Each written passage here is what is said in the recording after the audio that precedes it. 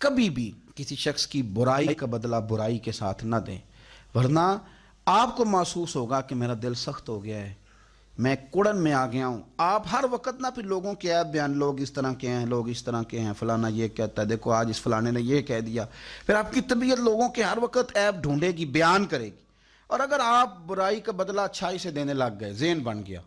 حضرت ابوبکر صدیق رضی اللہ تعالیٰ عنہ بیٹھے تھے تو ایک شخص نے معاذ اللہ انہیں برا بھلا کہنا شروع کر دیا۔ کمال کی بات یہ کہ اللہ کے رسول بھی تشریف فرمائے، دیر تک کہتا رہا، صدیق اکبر سنتے رہے۔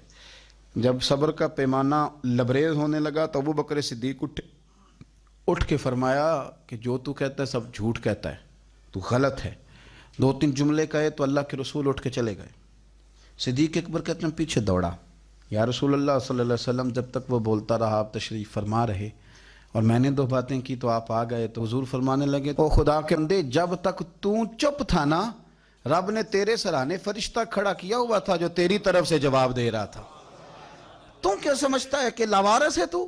فرشتہ کھڑا تھا جو جواب دے رہا تھا، اور میں خوش ہو رہا تھا سن کے کہ دیکھو میرے ابو بکر کی شان، رب نے اس کا دفاع کرنے کے لیے فرشتے کو بھیج دیا ہے۔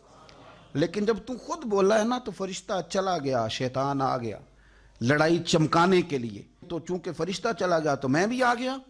حضرت صدیق اکبر رضی اللہ تعالیٰ عنہ کہتے ہیں بس پھر اس کے بعد حالات بدل گئے، پھر معاملہ اور ہو گیا، پھر آہستہ آہستہ ماحول فقیری کی طرف آ گیا۔ پھر ہم نے اوکھی رمز فقیری والی کے چڑھ سولی تے بینا، پھر ہم واپس آ گئے، پھر ہم نے کہا ختم ہو گئی بات۔ ایک بندے نے برا بھلا کہا تو حضرت ابو بکر نے ایک جملہ کہا کہ وہ رو ہی پڑا۔